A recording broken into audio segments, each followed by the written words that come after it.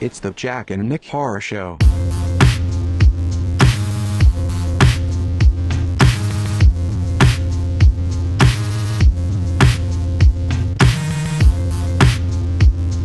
Hello and welcome to Welcome to Movie Phone Cast. Welcome to Movie Phone, sponsored by Q102 and PHL17. If you know the name of the podcast you'd like to listen to, press 5 now. 5. You have chosen Jack and Nick Horror Show, rated R. Rated R. For language, coarse language, sexual innuendos. Violence? Yeah, it depends on how pissed off you get at me. Yeah. Alright. Well, swashbuckling adventure. Swashbuckling adventure. This show may be a little raw tonight.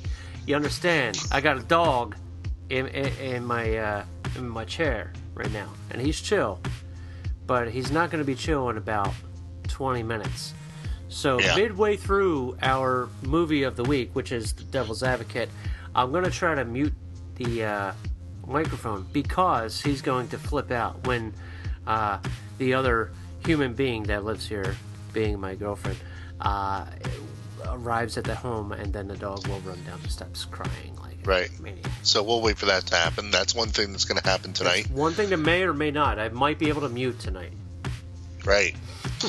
I'm still looking at the list of movies that Darcy the Mail Girl on Joe Bob's Last Drive-In, or is it the Last Drive-In with Joe Bob Briggs is what we should say. The Darcy the Mail Girl character on there has been in a lot of movies, and I'm not going to read all the names, but I kind of want to read all the names. You can read a couple of the names if you like. Okay.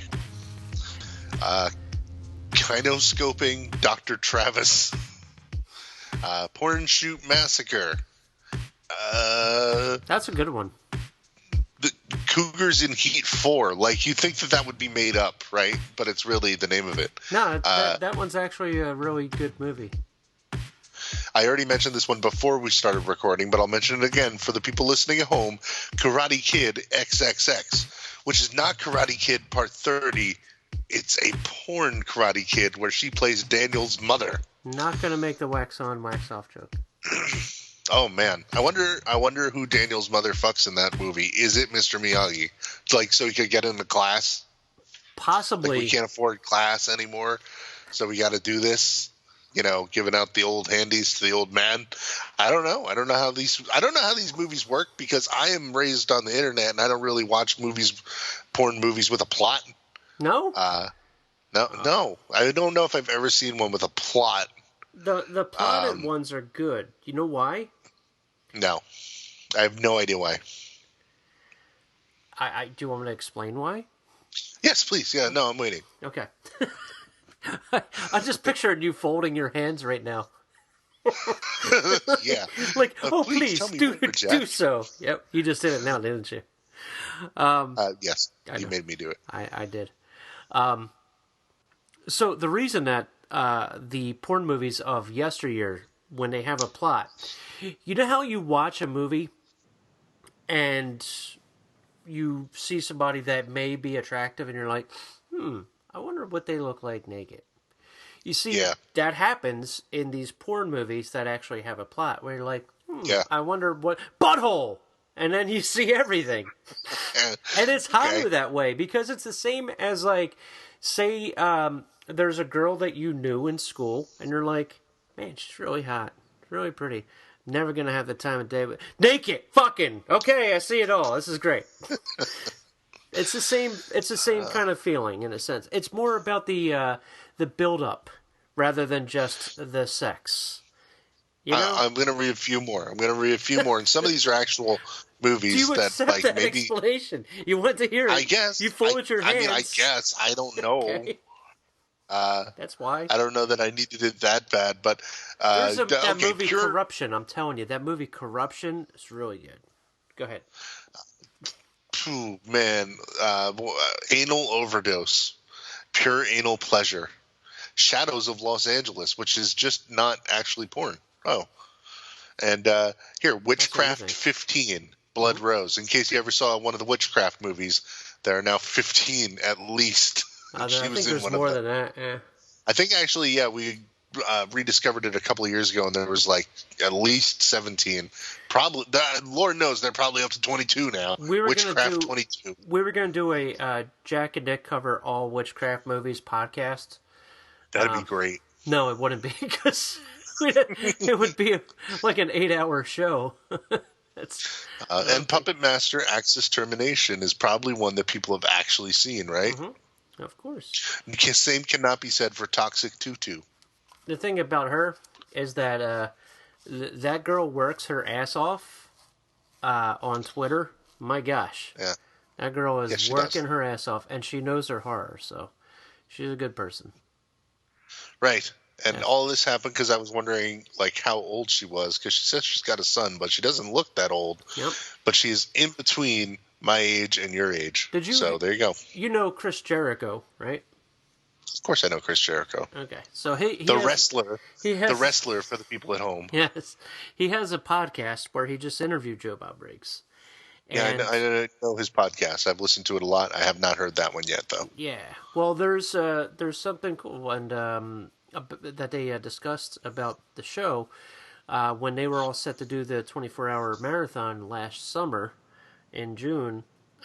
Right when they were about to do it, AMC came to them and said, "Yeah, we don't have any money for this."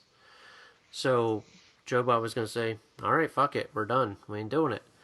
But then the producer called him and said that the entire crew will do it for free. So they volunteered and did the entire marathon at no charge for like 18-hour days constantly. Really? Yeah. Including Darcy. Like, they all just did it because they wanted him to have his show. And there you have it. That's freaking awesome. So, yeah, that's dedication. That's good stuff. That's good. Just like we do. We do a show for free. Right, we do, but nobody cares. Nobody cares. The difference. So, yeah, nobody That's gives a the shit about difference. us. Because we're just like, what, 2,000 other assholes that are like, hey, we're horror fans and we like horror movies. Hey, Nick, did you see the Friday the 13th show? Yeah. That was a good I show. did. I liked it. Oh, it was good times. Okay. Right. We did that, and then we have a retrospective episode on Friday the 13th show. No, we're never having that. That was that time that I deleted that, or I downloaded that horror podcast, and they go, Nightmare on Elm Street. What was the third one? What was that called? The Dream something or whatever? Oh yeah, whatever. I'm like, delete. Fucking hate it. Delete. Dude, I fucking hate. I know exactly what you're talking. I mean, I don't know what show you're talking about, but dude, I know exactly what you mean when you listen to a horror podcast and it's like they're just like, what was the one? The one where Jason's mom was actually the killer, and you're like, are you kidding? You know, like I don't mind when people fuck up. Like, you're not going to know everything. That's fine. But if you're going to have a clearly. podcast and you're going to act like you know shit about horror movies, Right. get your shit straight. And I mean, we At fuck least up. try. Yeah, I mean, we fuck up all a the lot. time. We fuck up by doing a show together. But, you know, We used to have listeners who would just write in to tell us how much we were fucking up, and Yeah. it would be like, every day. and then we would, like, when they were wrong about correcting us, man, the ownership that we would give them. Oh man, Like, the best one, Nick, the best one. Come on. The guy that got mad because I was saying how bad the Christine book was with the constant shitters, like a kid with Tourette's throughout the says entire the word shitters a lot. throughout the entire book, like shitters, and he goes, the guy that wrote in said, "You have a lot of room to talk with every other word is the F word coming out of your mouth when you're bitching about Christine and the vulgar language in there." I'm like, Right. I just wanted to take a snapshot of my testicles and say, "Suck on these, you fucking douchebag." But I didn't. No, I didn't do it. It would have been funny. What a dick. Man.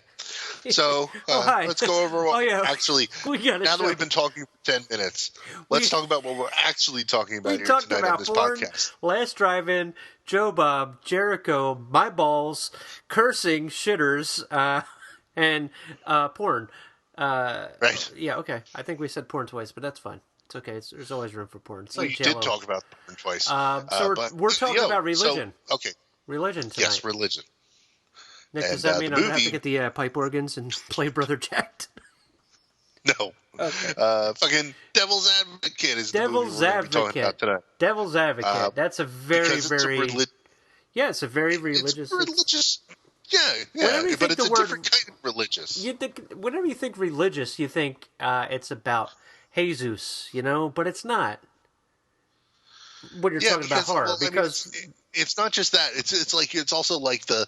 You know, like, oh man, all these movies are always like Catholic themed. Like, there's nuns and there's priests and exorcisms. Non-sploitation. We should have done non-sploitation. We should have. That's religiously themed. But, you know, Devil's Advocate is a nice alternative to those that feels more like a, well, I mean, I would say modern take on it, but it's a 20-year-old movie, so you can't really do that. Yep. But also after that, we're going to talk about your listener participation where you wrote into Facebook and told us religious horror movies that you think of. Yeah, we want to hear about you. Forget about us. We don't I don't know if we're doing anything else here tonight. Are we going to talk about the shit we've seen? I don't think so. Probably not. I think we'll save that for another time. Yeah, because it's all about listeners and religion tonight. And porn. And I have seen nothing good lately. Nothing. So I don't I've seen even good care. stuff. I saw good I've stuff. seen shit. Well, you got to stop eating stuff like that. And then you... Great.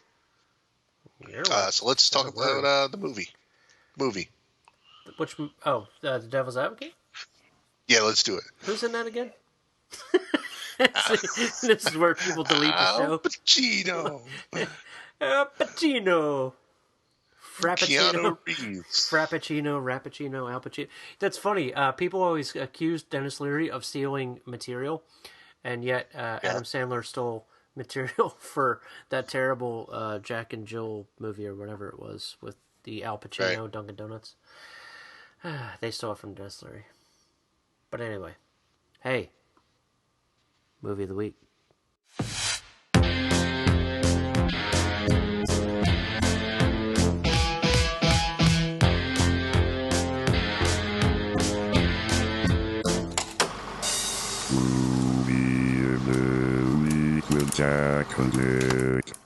So The Devil's Advocate is a 1997 American horror movie. I don't know why that's a big deal. Like, what, anyway.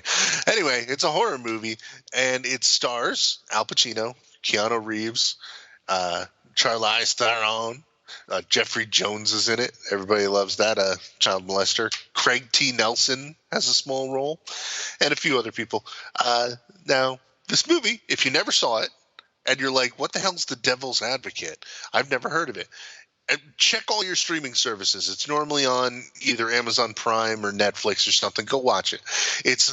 See, in the 90s, I have to kind of explain this a little. In the 90s, there were a lot of, like, movies based on Michael Crichton novels that were, like, lawyer dramas and big law cases, right? The Firm and Civil Action and I think, didn't Aaron Brockovich or whatever that is come out around that same time in the late 90s? Pelican Brief. Like, dude, there were a lot of – like, this was a trend in the 90s, right? See. The Firm became a big trend. hit. Yeah. It was The Firm. And, like – yeah. Yeah, exactly. And then it became The Client. Also, The Client. Right. And there's all – the Witness, I think, was one too, right? And the one with McConaughey and the other child molester, Time to Kill. That was in there. Right.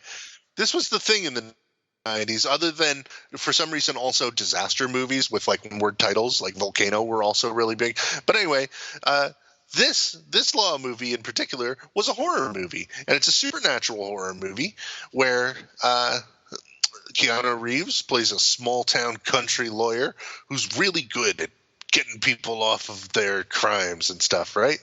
And he gets hired to this big New York law firm, and he comes up there and he's working for Al Pacino, who runs the law firm. And oops, it turns out Al Pacino's the devil. Not even a spoiler, because it's literally in the title of the movie, right? That's why it's a play on words. Devil's Advocate. Get it? Advocate to lawyer, devil, Al Pacino. And this movie is somewhat infamous for Al Pacino's completely over-the-top, ridiculous 1990s Al Pacino style portrayal of the devil. And it is one of my favorite movies, not like top 20 but probably top 50. It was a big hit at the time. It made a lot of money for like a movie in the late 90s that was like this sort of long movie. It made 152 million, in fact, according to Wikipedia, which I'm currently looking at. Man. So I feel like this movie is held up by a couple of like tenets that make it a weird sort of cult movie, and I mean it's not even a cult movie because it was a big hit, so it's sort of infamous for all of these reasons combined. It is like I said, portrayal of the devil by Al Pacino, where he's like yelling, completely chewing up scenery, being ridiculous. Keanu Reeves is in it during Keanu Reeves' coolest non-John Wick period, which is the late 90s, in case you are new to the earth or something. New to the earth meaning a child. And Keanu Reeves plays this dumb lawyer with a horrible fake accent. Keanu cannot do accents. Go watch Dracula and you'll see him have even worse of an accent than this one, but it's kind of funny. And Charlize Theron, also like one of her first movies, I think, right? Or first movies where she was kind of in a lead role, whereas now she is in fact famous. And basically throughout the movie, I mean, just to talk briefly about the plot, Keanu keeps having to go to these things like different court appearances and try and get this guy off, and he gets this guy off of the charges that are held up against them, and it seems like he's doing bad, like he's helping actual bad people get off, which he's doing as favors to the devil, kind of ridiculous. And then like his wife, who's played by Charlize Theron, goes completely insane, and there's the horrible things start happening all around him as his life just erodes, as he is absorbed into the law firm, which turns out to be a satanic cult. And there's more to this movie, and I did not spoil anything with that description for a 20-year-old movie where I could totally spoil it for you, but I'm not going to. I feel like the movie is full of ridiculous things. So a cameo from Senator Alphonse D'Amato for some reason, which if you lived in the New York area, he was always on the news in the late 90s. Because he's friends with the devil in this, get it? A lot of like haha stuff in this, like he's the devil, It's like nowadays I say nowadays, but I guess then a days they probably would have had like Donald Trump shake his hand if he was available, and then we would look back on it now 20 years later like what the fuck, but man, there's a lot of like great stuff going on in this movie. I feel like I'm totally running away with just gushing over the movie. Jack, do you want to tell us about this movie? Where did you first ever see this, the Devil's Advocate? Did you see it in theaters? Well, I'm sorry. I watched Sweet November with Keanu and Charlize Theron. Sorry, I fucked that show up. Oh, you mean before? Oh, not in the 90s. You did it like today. No. I watched. I actually have the first print of Devil's Advocate with the. Remember the guy that made the sculpture thing and he sued them? Oh yeah, there was a big lawsuit surrounding this movie because in Al Pacino's office there's a big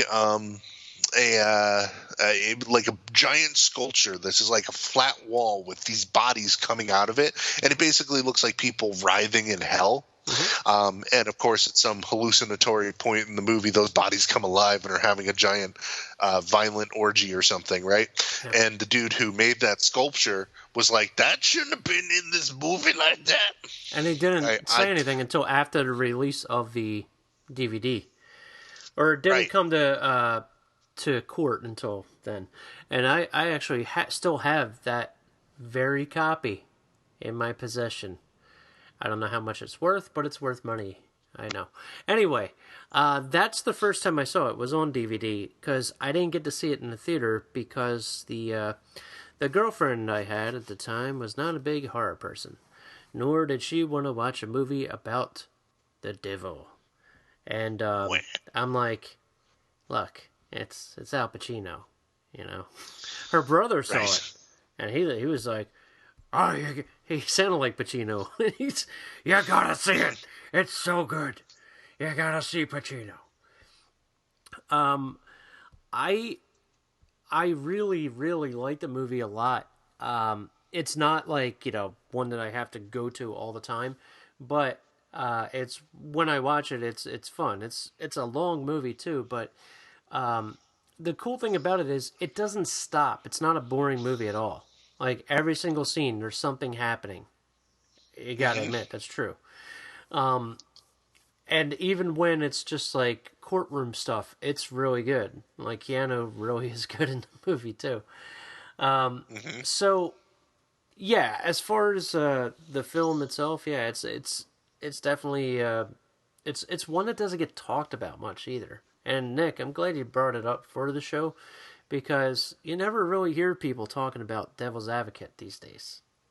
You know? Yeah, it's kind of forgotten for a movie that was a big hit 20 years ago, I said. And that's why I say, like, it's almost kind of a cult movie because now we look back at it, at the ridiculous stuff about it, like Al Pacino being completely insane and stuff, because, and I mean, like, man, there's such good stuff. And, like, I'm a sucker for someone really overacting, as I think you are too, to certain degrees. To certain degrees, a character actor completely hamming it up is fucking. It's like a delicious, like, holiday meal to me. Like put that Thanksgiving turkey in my mouth. Like I fucking love it when people are like that. Pacino at the last act of this movie is kind of like Dieter Laser in The Human Centipede 3. Dude, I was just going to compare it to that. I'm not even kidding. See, this is how I know we're on the same wavelength, but like I was just going to compare. Yeah, like in The Human Centipede, Dieter Laser is so fucking over the top that he is better than the whole movie is, And if you took him out of it, Human Centipede. So but I love him. The movie's terrible. Dieter's great. Yeah, no, it is. And he's terrible in it, but it's like wonderful terrible, and I love it. Yeah. Like, I can't defend it. I could just say, that's my shit. You know what I mean? Yeah. It's like, and like, there's so many different, like, things you can point to throughout all of horror that is like that, but especially because it's like, A, it's Al Pacino, and B, it's the devil. It's like these two iconic great things, one of American movies and one of supernatural horror in general and religious horror, and it's just so fucking tasty. I can tell you, I mean, he's got this whole and I'm not going to do it, but I could like recite word for word parts of this movie because I love it so much. Like when he's ranting about how God is an absentee landlord. I love that part, and it's just great because yeah, exactly. And he's like, and I mean, you really feel like he's this absolutely insane 2,000-year-old fallen angel. Even on the subway, so cool. The subway scene, man. With the guy staring at him. Right, I love that scene. The people that haven't seen it, there's a scene on the subway, to spoil it for you, where a guy is staring at Al Pacino. Al Pacino's staring back, and the guy starts going off on him. And Pacino's right next to Keanu, and then Pacino starts talking to the guy in Spanish, talking about how his woman is currently having sex and about to have anal sex in his house to go kill him, rather than kill Pacino, to go kill her, because that's what he's destined to do, and that's what he does. You don't see it, but he gets off the subway, and it's a really cool scene because Keanu has no idea what the hell he just said, Right. But Yeah, Keanu's country dumb in this movie. But man, what this movie is really like, and like what I like about it so much, is that it's kind of like, in a way, a more modern take on like folklore stories of what the devil is like. Like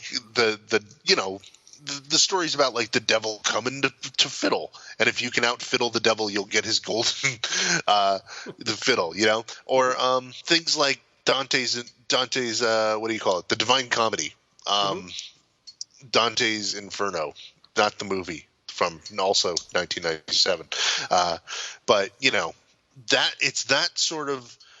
And like that is like also one of my favorite things that happens. Like anytime you have something where like people go to the crossroads and meet the devil, and the devil is this guy who's there to make some sort of horrible deal with you. That is just the coolest shit in the world to me. I mentioned the movie that also has Dieter Laser in it. November last year, I saw that movie. It's called November. It wasn't November last year. It was Sweet November with Keanu and. No, it's not Sweet November. It's the movie November, the first Estonian horror movie. It's available on Shudder, and it is the portrayal of the devil in that as just a trickster you have to go and meet to try and make deals with. Like that's a cool portrayal of the devil. And I mean, obviously that comes from both folklore and the biblical stuff of the guy who they meet in the Garden of Eden, who makes a deal with them, blah blah blah. I mean, I'm not going to explain all of religion to you people. You people could go seek that out. I know that we're all godless here. Well, maybe not the people listening, but the information is out there is what I'm trying to say.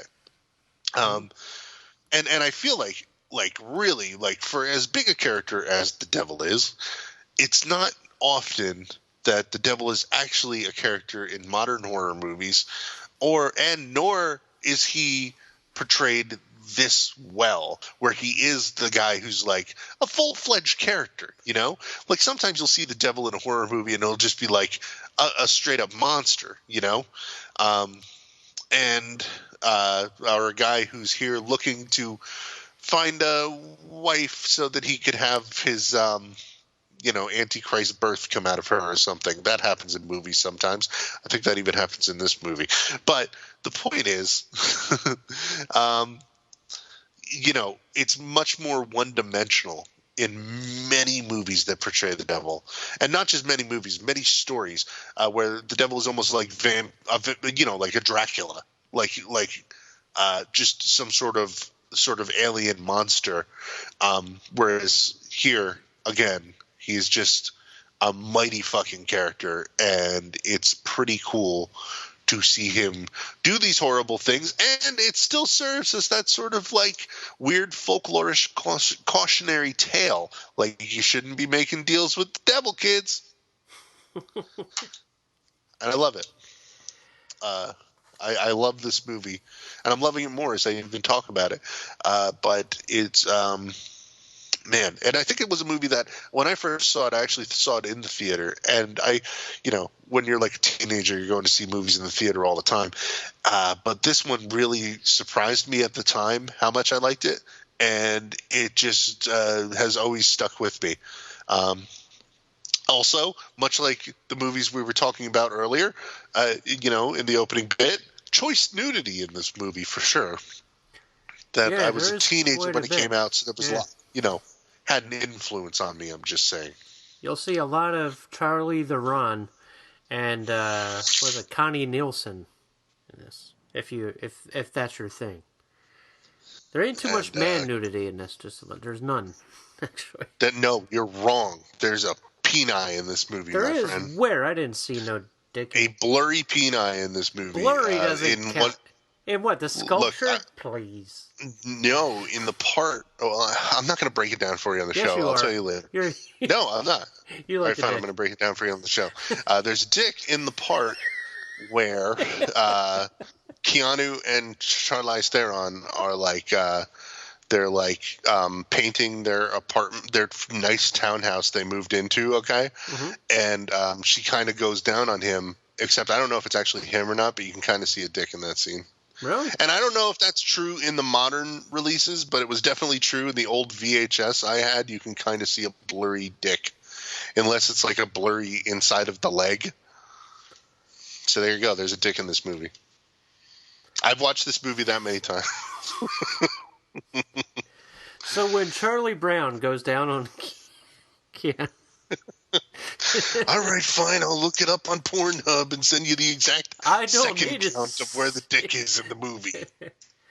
I know that happens in All the Right Moves. That for those that are Tom Cruise fans, and it's actually referenced in the movie Scream, bringing it back to horror. It's true. All right. Well, speaking of, and that movie had Craig T. Nelson, who was also in The Devil's Advocate. Craig T. Nelson, fantastic. I really loved seeing him, and I'm a big Craig T. Nelson fan. I love his acting. Yeah, he is pretty much the same guy in every show and movie. But right, but here he's really fucking pissed off. Yeah. Oh man. Yeah. There's something about Craig T. Nelson. He just has that thing that a lot of actors don't have. Craig T. Nelson's in a scene, you're like, that's Craig T. Nelson. That's it. He's like, yeah, he's good. He's good throughout the whole movie. Right. No, he is really good in this. And you know who else is good is the child molester Jeffrey Jones, where at the time when I saw this, I was only familiar with him as most people are, from, silly comedy shit like Ferris Bueller and Howard the Duck. No, Howard the Duck, maybe. I have no idea. That's the one. Beetlejuice he's in. But, to see him be kind of like a bumbling idiot in those movies to being a conniving dude in this one, white-collar criminal type dude, it's pretty cool. Except I don't like to talk well of him because he is, in fact, a child molester. Mm-hmm. He's a fantastic actor, but, CM. CM. Child molester. Jeez. Oh. Yeah, that's what people love acronyms these days. Okay. They do, especially child molester. So, Nick, would you recommend The Devil's Advocate? Okay. Yes, and it's if you watch on Pornhub, there's a video called Connie Nielsen, Charlize Theron in Devil's Advocate in 1997. Mm-hmm. 41 seconds in. Okay, so I would definitely recommend The Devil's Advocate for sure. I would say, you guys have probably already seen it, and you probably forgot about it. And then you're like, oh, these assholes are bringing it up again. Maybe I'll give it a watch again. I would say give it a watch again. It still holds up. It's right. not oh, yeah, man. It's not one of those, like, really dated movies. It's kind of, it's of its time, but it's also not, it's kind of timeless. There's no like cell phone usage or anything like that I noticed. I mean, this is a movie that they could probably remake tomorrow and completely fuck up, or make it again and it would be good. And like, maybe this is, we get asked all the time, like, what horror movie do you think that they should remake? Maybe this one. Why not? Make a modern version of this. You could tell the same, but you know why it's timeless is, like, you could tell the same type of fable about the devil coming along, like the devil and Tom Walker, where he like shows up and makes shoes. What the hell am I talking about? The devil and Tom Walker. What the fuck is that? Yeah, that's the thing I'm trying to talk about. It's the story. The Devil and Tom Walker is a short story by Washington Irvine that first appeared in his 1824 collection, Tales of a Traveler, as part of Money Diggers. I don't even know what that is. Anyway, it's a Faustian type of dude meets the devil horror story, And it's not even a horror story. It's more of a morality play. And it's just cool. Like, oh man!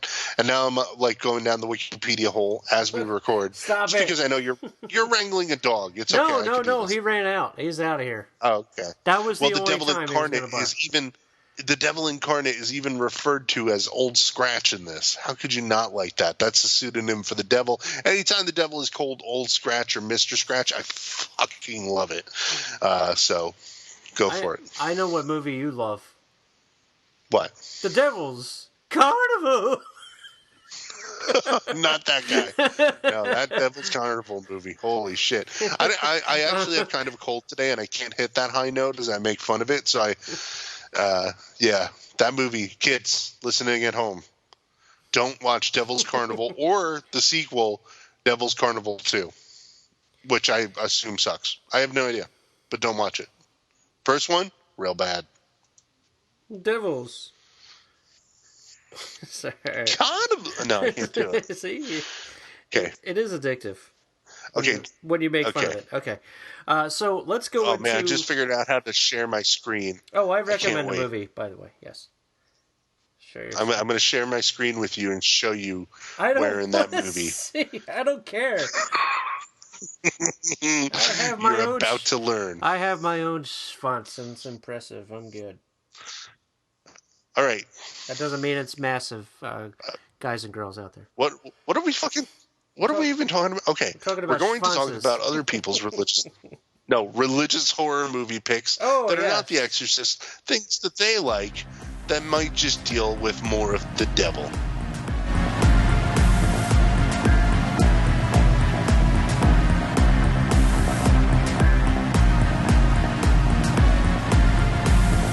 Okay, before we talk about the religious horror thing, I have to make a complete retraction about the dick and Devil's Advocate. Because me and Jack just watched the video on Pornhub. That was a finger, not a penis, okay? Nick gets very confused about what fingers and penises look like. Listen, on a videotape that I had, played through a whole lot as a kid, especially those scenes, it looked like a blurry penis to me.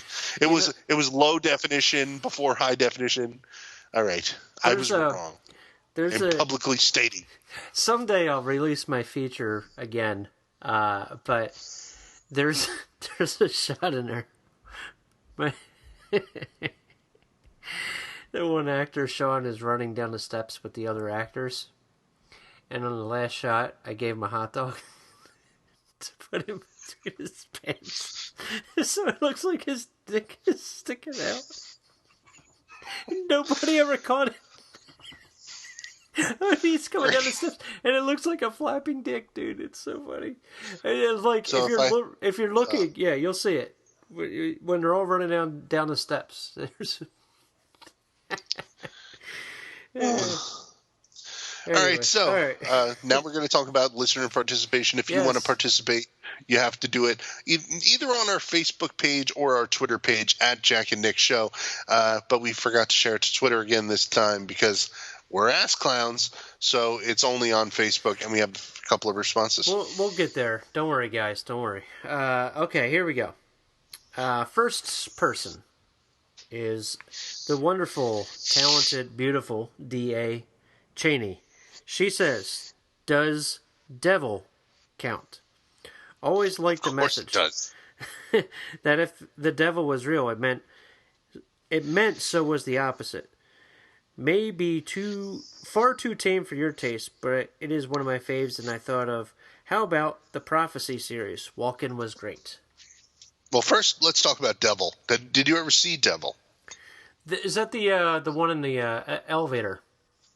Right. This was one of I saw that in a drive-in. What did they call it? Actually.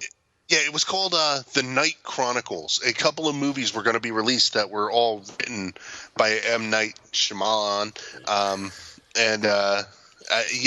Who are you, Michael Jackson? Shyamalan.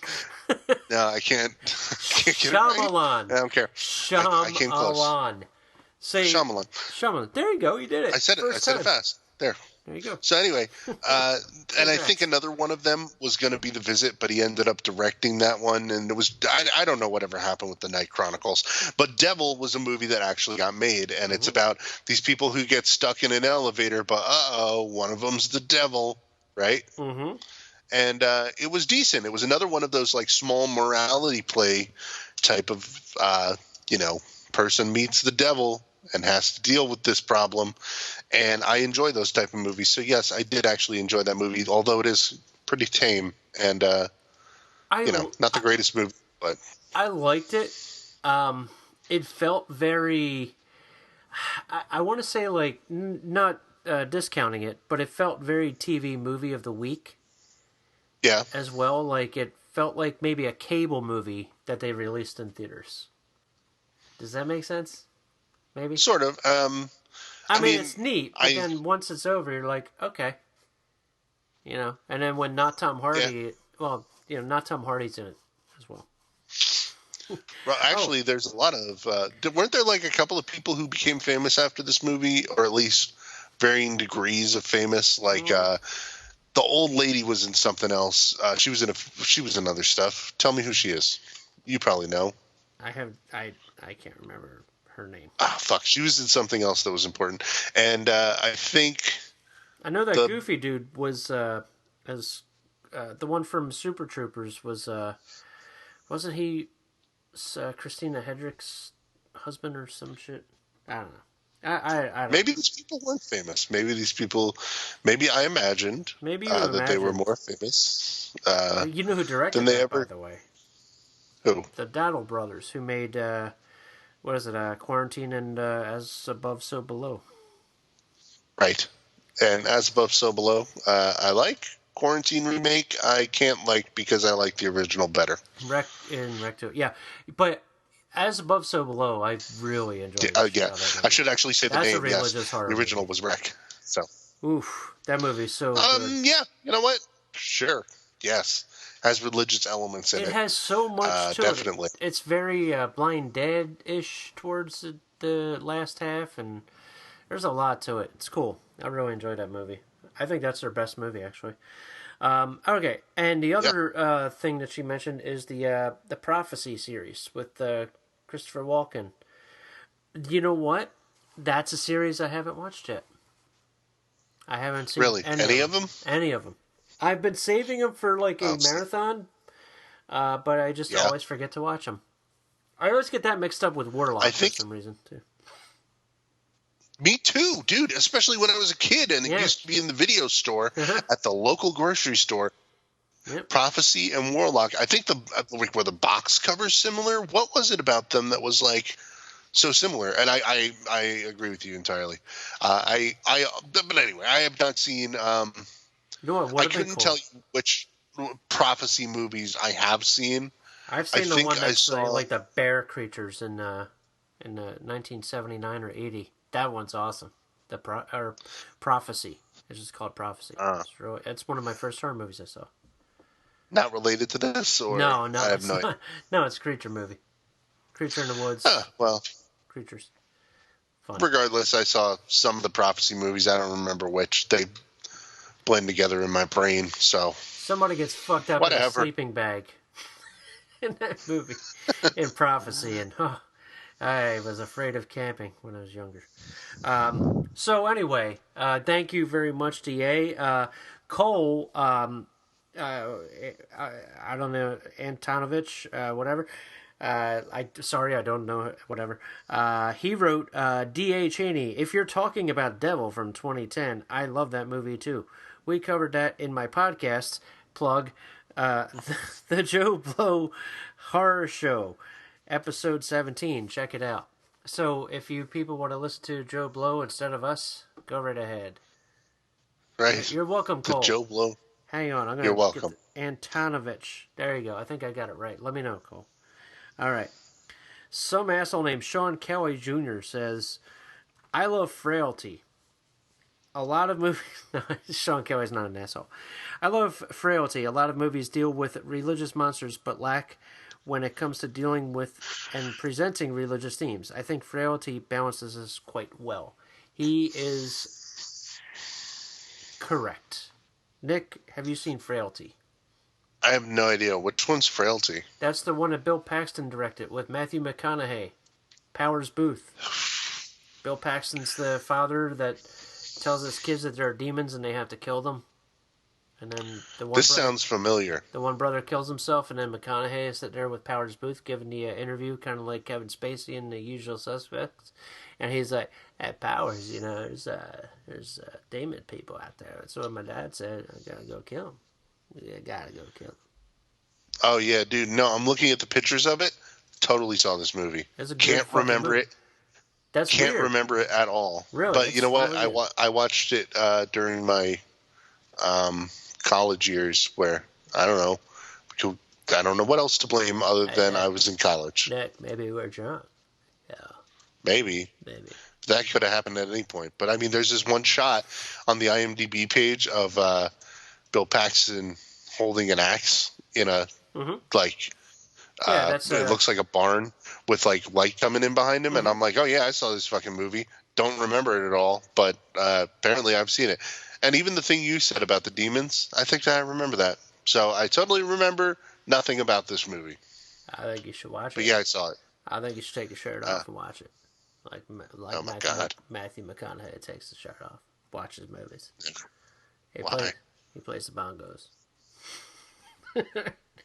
So yes, thank you very much. All of his movies shirtless, because I've been to the theater and No, that's what Matthew McConaughey thinks is a good idea to take his shirt off. All right, Brandon Danger Darling. I like saying his name like that. Brandon Danger Darling. Wait, who's the? I can't think. The Nina de Santa Maria. Sorry. Does Silent Night, Deadly Night count? No, dumbass. It's a fucking Christmas movie. No, it does. Kind of, in a way. He's right. That Mother Superior was a nasty old hag. Before I continue, Nick, yes? Would you agree? Silent Night, Deadly Night? I mean, it's not... It's a bitchy nun. yeah. But it's not necessarily religious horror. No. Yeah, it has Like to I do said- with the like that. That's the same with like what's that movie? Deadly Blessing. Like Deadly Blessing is a slasher movie that is also a monster movie. That is also a religious movie about the Amish people. But it's the same thing I was talking about, where a lot of things that you would consider religious movies or have religious moments in movies tie back to like Catholicism stuff, like nuns, even recently with The Nun, or like a movie like The Conjuring, which is based on obviously the Warren, what's their name? The lady who just died, Lorraine Warren, and her husband, whose name I forget. It was generic. What's his name? Generic. It's Jen. Ed and Lorraine. And see, now we're doing the same thing that at the beginning of the show we were making fun of other people for doing. Ed and Lorraine Warren, the people who were. That's why we're doing it. Our subconscious minds are going, you know what? We got to fuck up the rest of the show now and act like those. I know. This one feels like a mess, doesn't it? Yeah, but it's a good mess. It's a fun mess. We're going to come back to it. Yeah. I know. I like fun messes. Like, I'm cross-eyed right now, but it's okay. Even if everybody else hates this show, we'll listen back and be like, ha ha. Fuck them. Us. No. Us. We're That's so good. Us. Yeah. Brandon. What I was saying. What were you saying? The movie, Sorry, The Brandon. Conjuring. Nick's a dickhead. He just doesn't care about you. Yeah, I really am. No, the movie The Conjuring, you could look at that and say it's a religious horror movie because it's based on the, like what ends up beating the people who are the bad demons and ghosts in that movie. It's God, because Ed and Lorraine Warren were like these big time Catholic people that were totally into all that.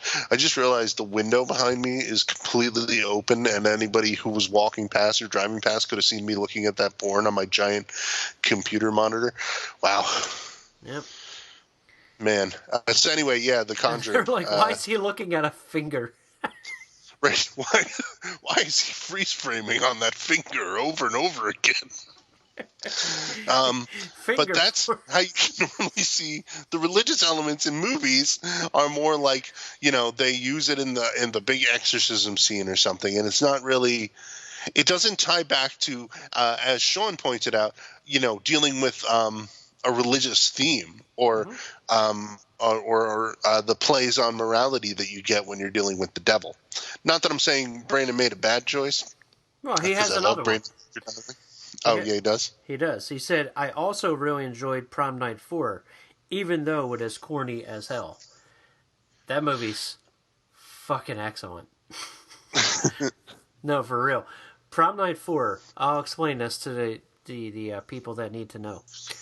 Prom Night is a terrible slasher, but it's good. Prom Night 2, way better than Prom Night 1. And it's a slasher that has Michael Ironside in it as well, which you gotta see. If you haven't seen Prom Night 2, I just watch it. Prom Night 3 continues the Mary Lou storyline from Prom Night 2, except it's a comedy.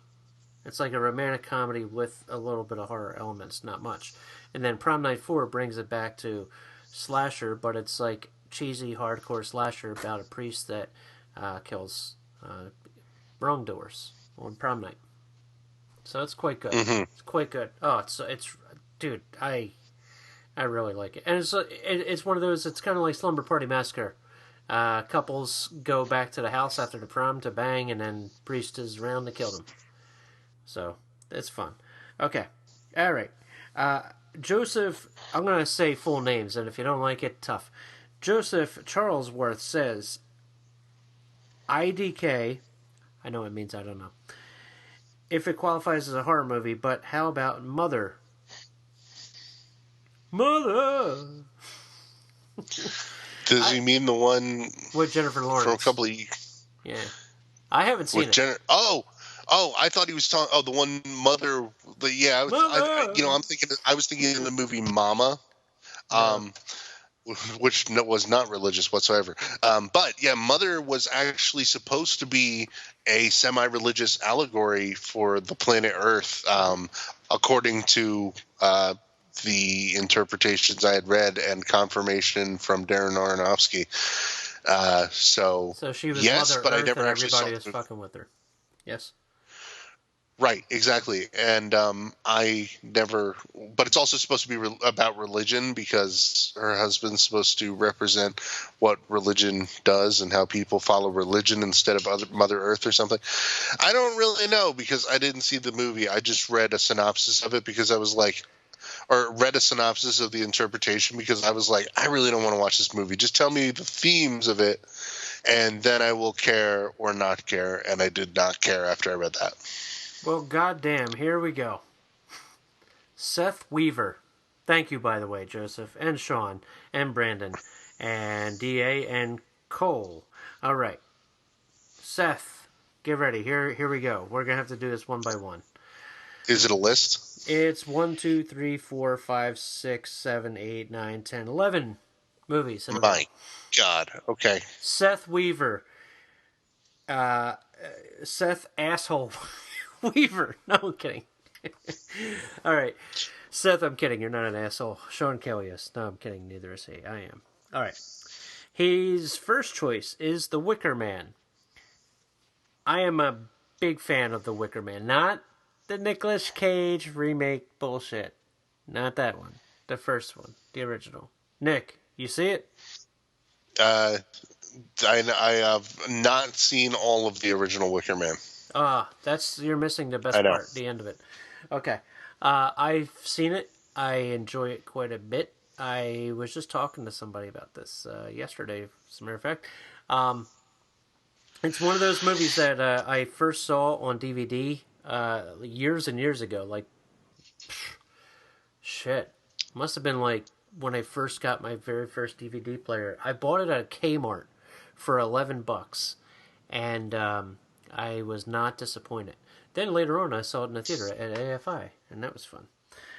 So yeah, Wicker Man is highly recommended for anybody that's into Celtic horror and Christopher Lee and stuff. This is the movie I was going to pick. Prince of Darkness. Nick died. No, I didn't. I did not see that movie. So what? You didn't see Prince of Darkness? Really? I'm surprised. No, I've never seen Prince of Darkness. Oh my gosh, Nick. What? All right, we're going to pause the show. You're going to go watch Prince of Darkness, and then we're going to talk about it. Okay, pause. Oh, I'm back. Yeah. I love the movie. What did you think? It was great, huh? Oh, hooray. That's a unsung, awesome John Carpenter movie. It's really, really fucking good, dude. I, Hmm. yes, watch it and just keep tissues away, because you are going to love that movie. You know how you always say that to me, and I'm always like, "Fuck you, you're wrong." I'm not wrong about this one. No, I don't always say that to you. I know you don't. No, I I dude, am one of the people who does not always say that to you. dude, watch Yeah. Prince of Darkness for real. I mean it. All right. You have to see it. All right. Everybody, make Nick watch Prince of Darkness. Tweet at him and say, "Watch Prince of Darkness, you fucking idiot," and put it in those terms. They'll never find me on Twitter. They will. At It's New Jersey Nick. at New Jersey Nick. He's the only Nick from New Jersey. All right. Apparently. Next, Rosemary's Baby. Nick, Rosemary's Baby. I think I fast forwarded through this when I found it on YouTube, right? While we were recording a podcast once. All right. Rosemary's Baby. I like a lot. I like it a lot. It's a slow movie. And the cool thing about it is you don't know what's happening with Rosemary if that's the first time watching it and don't know how it ends. And then you find out what it is. And then you're like, oh, okay. Good movie.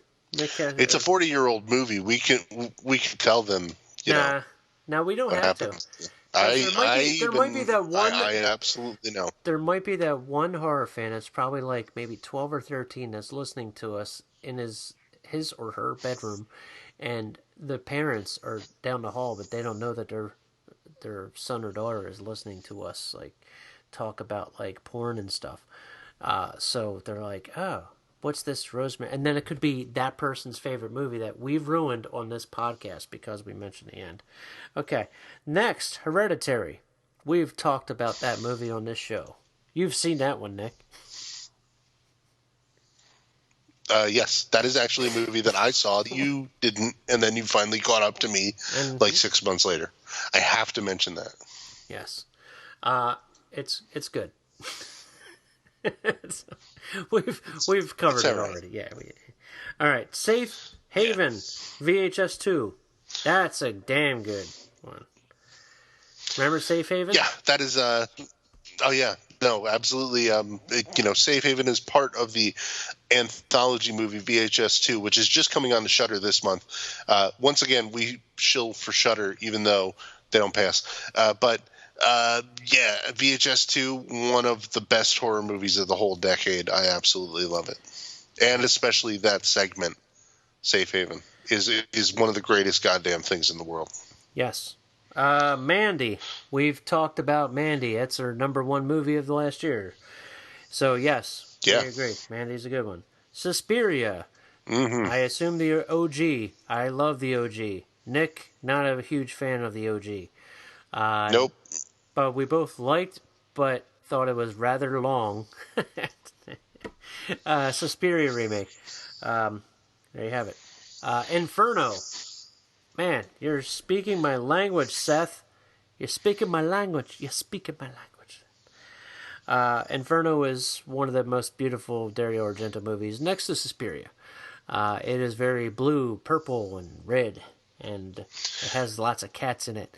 And which one's Inferno? Inferno is the one with the sister that gets kidnapped. The brother goes after. It's like it's Dario Argento's take on Hansel and Gretel. Let's call it. Okay, I don't know if I saw that one. What's the one where the girl like goes away to like a school and there's a murderous monkey in it? That's Phenomenon. I saw that one recently. Phenomena. Yeah. That's it. No. That's the one with Jennifer Connelly. Yes. Jennifer Connelly is the girl who befriends the mad monkey. Yes. Yeah. Well, who was also trained by Donald Pleasance. Okay. Right. Tenebrae. All that happened. Tenebrae is not a religious horror movie. Tenebrae is about an author who writes about giallos. And then there's a real-life giallo that's happening. I would say Tenebrae is the original Basic Instinct. True story. Basic Instinct is a giallo. I say Why do you giallo. think?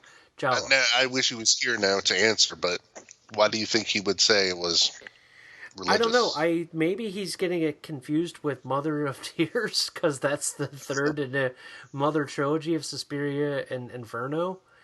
But he just probably said, "Fuck it, Tenebrae," instead. I don't know. But you saw Tenebrae. Not sure. You saw it for Yes, I a did. previous podcast.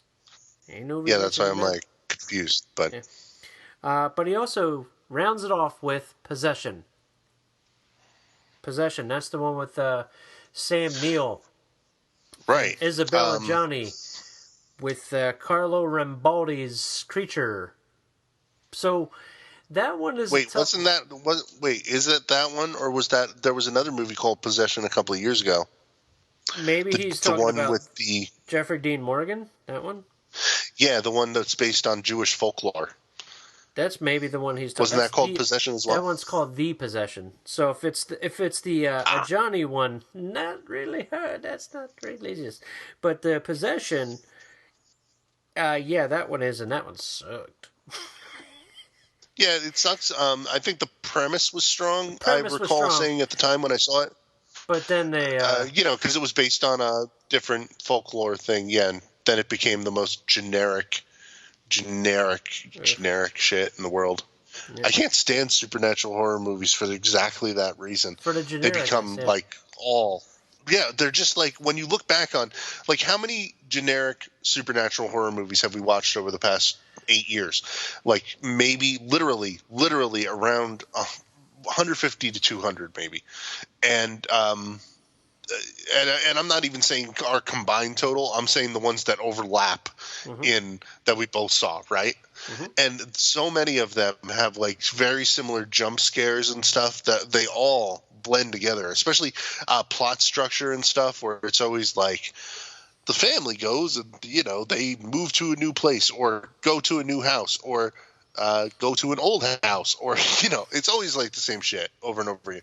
Sorry if we're bashing your favorite pick in the world. Sorry, but now yeah, the that's Possessions. I mean that kind of tried and whatever plot or repetitive plot is fine as long as the movie's enjoyable.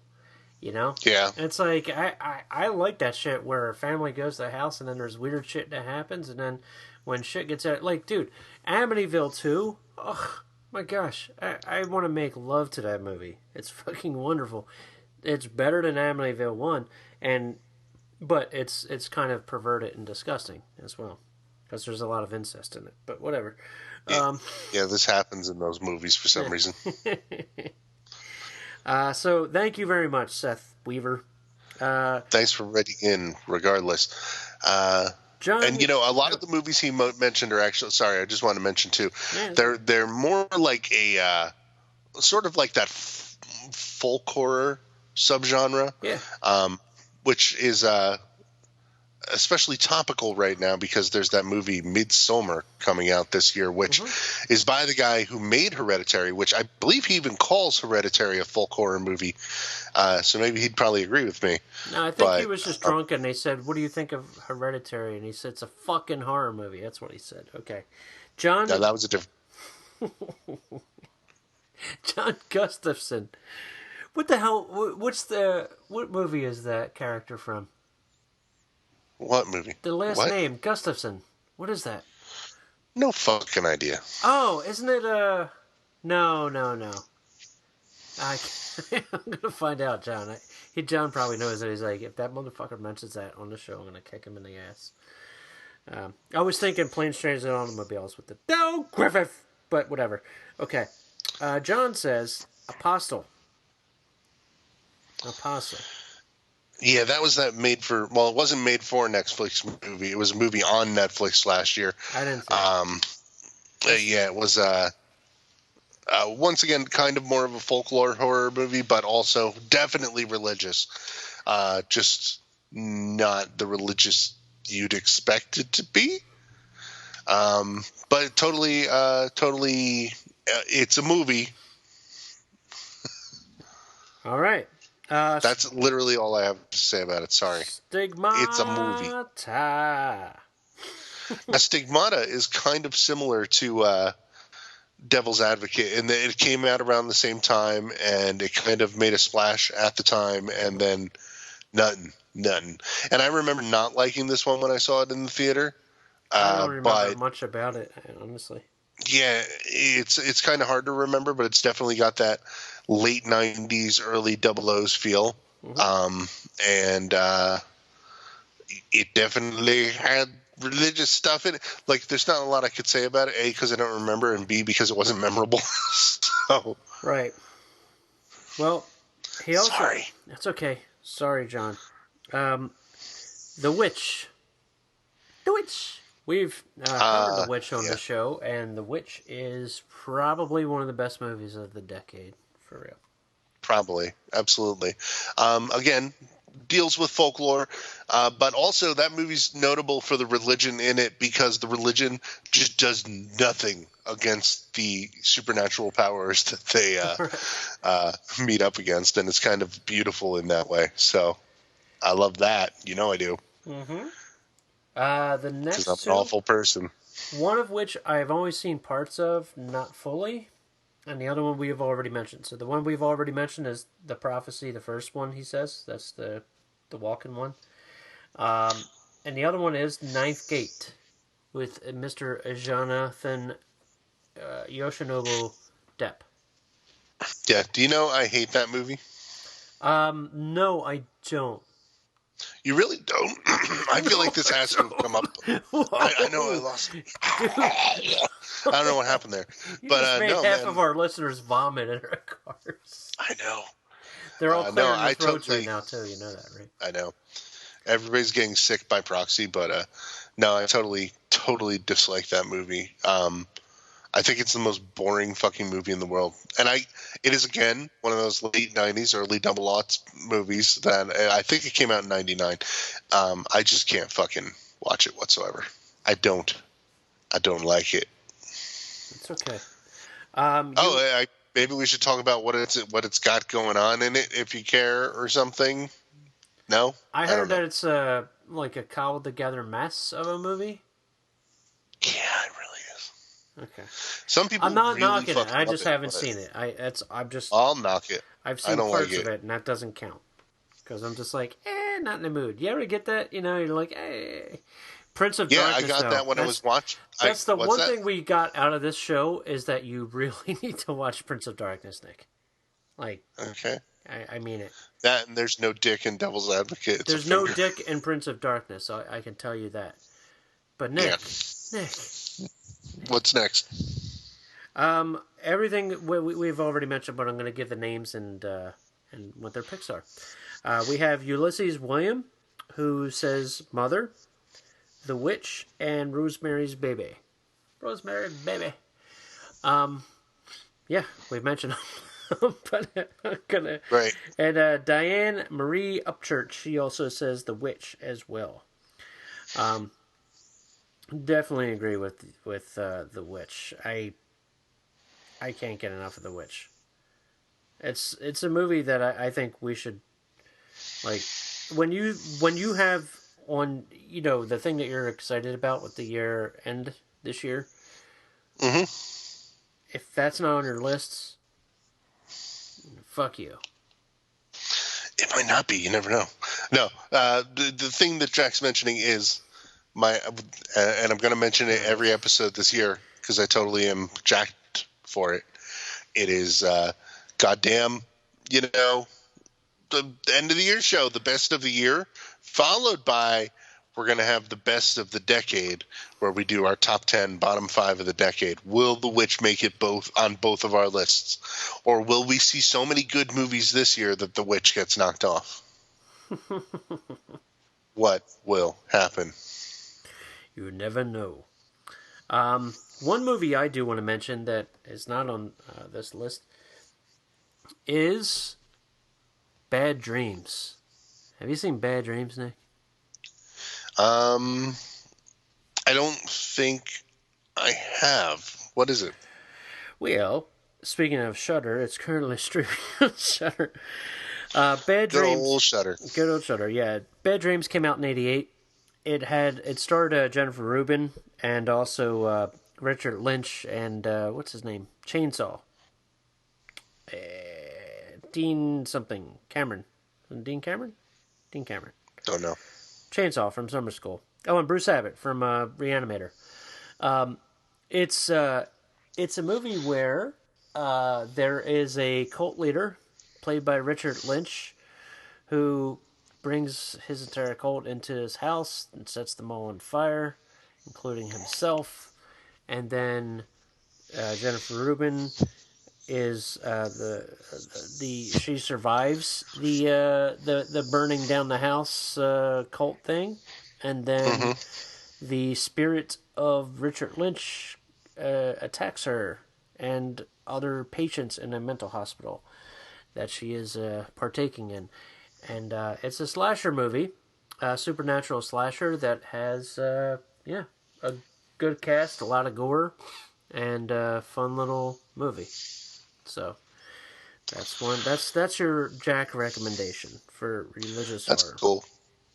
You know, I'm gonna make one recommendation as well, and it is a movie that you saw, and it's one that kind of I had forgotten about this movie until a couple of minutes ago when somebody mentioned the movie VHS, because it reminded me of movies that came out around the same time. And this movie is one that in 4 years since it came out is already sort of completely overlooked, but it's totally a fun ride to watch. That is The Sacrament from Ty West. Normally on streaming services. The movie is based on the Jonestown Massacre, nearly directly based on it in a way that is somewhat uncomfortable, and it's meant to be uncomfortable, trust me, and it is pretty good. It's a found footage movie. I know found footage is definitely not in vogue in the year 2019, but I just thought it was a great ride. And I mean, it's not necessarily, it's more about what religion does to people than it is about, the devil showing up or anything like that. But it's still kind of a horrifying thing. I mean, that in and of itself is kind of horrifying, right? Mm-hmm.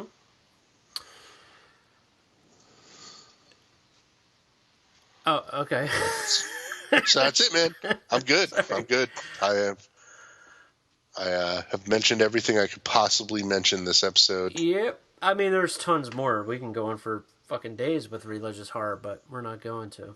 There's a ton of obscure satanic ones I was going to mention, but I don't want to be here all night. God, no offense, yeah.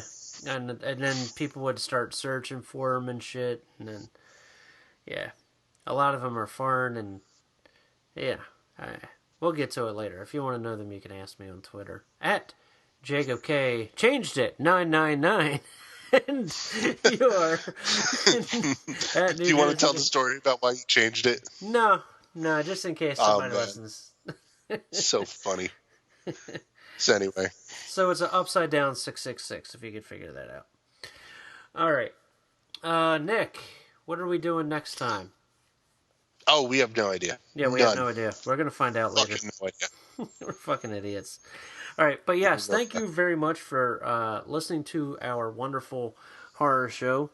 I am Jack. That's Nick. I'm tired. He's exhausted. Mm-hmm. And we are going to be signing off. So just remember, Nick was wrong about the dick. I was really wrong about that dick. I wasn't expecting it, but my God. Don't worry, ladies. Wrong. We'll find dick in movies and report real dick in movies on the show for you. That's what we're here. We're doing it for you. We're doing it for all of you. I think it'd be a good night for us to take our dicks out. Oh, Jesus Christ! How long is this McConaughey phase gonna last? Not long. It's retiring tonight. Is it a good McConaughey? Do you like it or no? I mean, I don't know. It could use some work, I'm sure. Yeah. Yeah. Oh, yeah. I could use some work. Kind of sounds like a George Bush at times. So. It kind of sounds like you don't want to go down that road. Can you imagine, dude? McConaughey should have played Judd in Pet Sematary. Oh man. Yeah, who's our new sexy neighbor? Hey, you guys don't want to go down that road. You know, sometimes that is better. You know, I think tonight's a good night for me to take my shirt off. It's kind of hot out. Yeah, all over the place with that. Thanks. Now get off our lawn, please. We're just trying to have these hot dogs without getting hit by trucks. It's that road. It's that road, Nick. That road is a bad road. Yeah. Is it getting hot? I think it's time for me to take my shirt off. What the fuck is this even from? I've never seen this. Matt Damon did a interview with David Letterman, and he said he does a perfect Matthew McConaughey impression, and he does. It's like perfect, and that's what he said. Yeah. He goes, "Hey Matt," it's like, "Yeah, I think tonight's a good night for me to take my shirt off." You gotta say it's funny.